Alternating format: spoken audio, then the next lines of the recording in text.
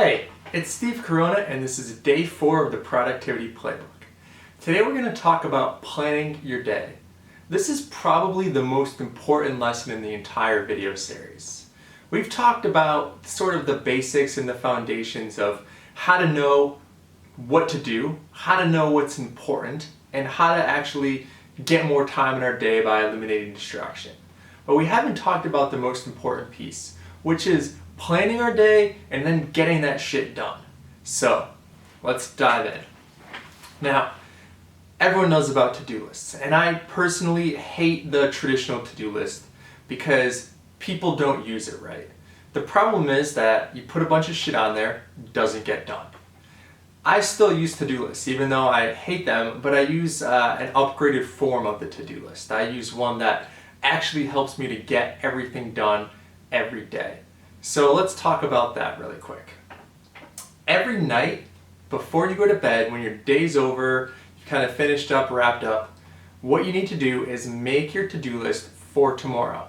Think about everything that you wanted to do and accomplish, write it down, and when you wake up in the morning, you sort of have that to jump into right away. There's no distraction of getting caught up, doing something else or doing something not important. You have a to-do list right when you wake up because you've made it the night before, and you can jump right into it, get your morning routine done, and really get into your high-value work.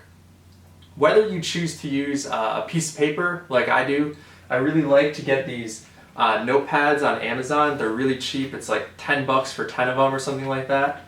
And they last me for a while, and I use them for all sorts of note-taking, but most importantly, planning my day with a to-do list. Every day gets a sheet of paper. Right at the top, I write the day on it. In the middle part, sort of right here, I write what I have to do, all the different tasks. So, you might like using a mobile app better, or a program on your computer, but it doesn't matter.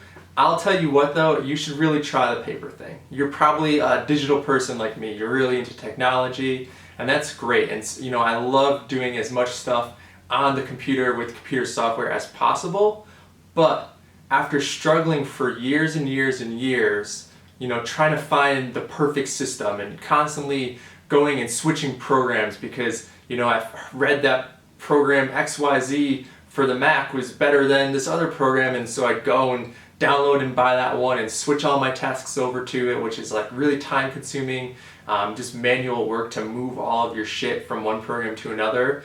And I'd think, oh, I have the best system now, and then a week later I'd hear about some better program and I'd switch again. So to get myself out of that constant cycle, I just said, fuck this, I'm only going to use paper. And with paper, you can constantly improve on your system, but you have this baseline that you're always using. Paper, it's really cheap, it's really easy. I highly recommend you give it a shot, even though you might normally use like really high-tech programs. Just try doing it the simple way. I think you're going to find some benefit in that. So, we make our to-do list the night before. In our to-do list, what we want to do, if you look at this one, I encapsulate my entire day on the to-do list. Okay, so this to-do list is sort of a blueprint of what my entire day will look like. I don't only put personal work, personal side project things in here. I put with my personal stuff, I put my work stuff as well. So it's got my go to work, job work, and it has my personal side project work. On top of that, I also include meetings, and then the time of the meeting and how long I think the meeting will take.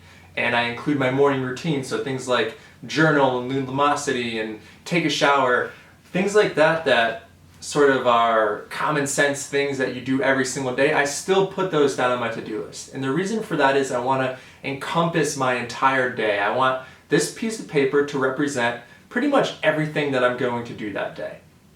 And that's important to do that for the next reason. Now, with our to-do list, what it really is a contract to ourselves of what we're going to get done that day. Okay, so what I used to fall in the trap of making these really humongous to-do lists, and I'd say, I'm going to get all of this done today. And in reality, I would get very little of it done, a couple things here and there. And it wasn't that I was being lazy or that I wasn't working on the stuff. It's just that I overcommitted, I overscheduled myself. I put way too much stuff on my to-do list. And at the end of the day, I didn't get it all done, which made me feel pretty bad. I felt like, oh man, I didn't get everything done that I wanted to do, when I should have been happy because I got a couple important things done. But I was still disappointed with myself because I had set myself up for failure to get everything done that I didn't actually get done. And the next thing is, you sort of become the person you're not. You become a person that doesn't finish things. You become someone that commits to stuff, commits to everything on your to-do list, but doesn't actually finish those things. And I think that's important because when you get in that mindset, when your subconscious learns that, oh, it's okay to not finish things, you really set yourself to be up to be an underachiever. So here's the important thing that changes a traditional to-do list to our upgraded to-do lists. Our upgraded to-do lists are a contract with ourselves with what we're going to do that day. A contract. What that means is it's like a legal agreement. When you put something on your to-do list, it gets done that day no matter what. Okay, this is a mindset you have to get into. It gets done that day no matter what. Even if you have to stay up till 6 a.m. working on it or cancel plans with friends or whatever, everything on your to-do list gets done that day no matter what. And this isn't about doing more in a day. In fact, it's the opposite. The kind of key takeaway here is what you should be doing, is putting less things on your to-do list so that at the end of the day, everything is done. Now, this is hard to do at first. It's really easy to overcommit. It's really easy to really not know how long each thing is going to take and put too much. But what we want to do is we want to fix that. We want to put less in our to-do list, and we accomplish that by simply putting less items on that to-do list. We underestimate. We say, oh, well, this seems like it should only take half of the day, but this is all I'm going to put on my list today. We do that, and we finish what's on the list, and then you end up being really happy and accomplished at the end of the day. You're proud because you got everything done on your list and it feels good. Okay, there's no more of that constant disappointment. So it's a contract. The next thing that we're going to do to help us facilitate this contract mindset and to help us with that estimation and knowing how much stuff to put on the to-do list, next to each item we put on the to-do list, and you can sort of see it here, okay, I put a time estimate. After I make my list, I sit down and I estimate how long do I think it'll take me to finish each thing. Okay, so if I think it'll take me an hour, I put an hour. I usually do it in increments of like powers of 2, sort of. So I'll put 30 minutes or 60 minutes or 2 hours or 4 hours or 8 hours. I don't try to get too granular where I'm like, oh, this will take 47 minutes and 30 seconds. It's just kind of ranges, and the bigger the range, once you get past like a 4-hour task, it starts to become something that you should probably break up into multiple smaller tasks. We never really want to have a task on our to-do list that's more than 8 hours of work because there's a lot of unknown in there. So we should break things down to be ideally between 1 to 2 hours per task, and that way they're kind of more manageable and easier to track on our list and easier to estimate and that sort of thing. So per day, we really want to try to focus on doing 2 high-value things and a handful of low-value things.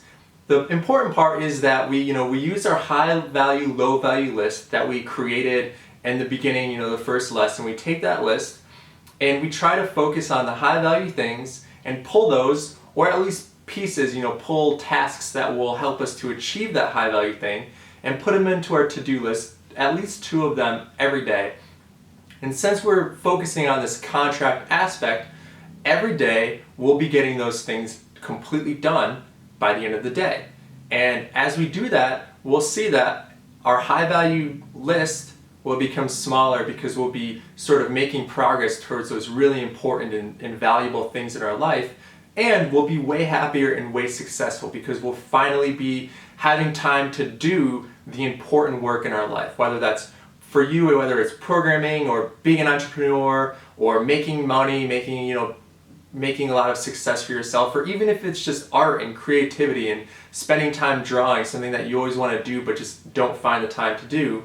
It doesn't matter. It's a personal choice for you, but you'll feel good when you start making daily progress towards that, because you're prioritizing that in your life, right? You're finally grabbing it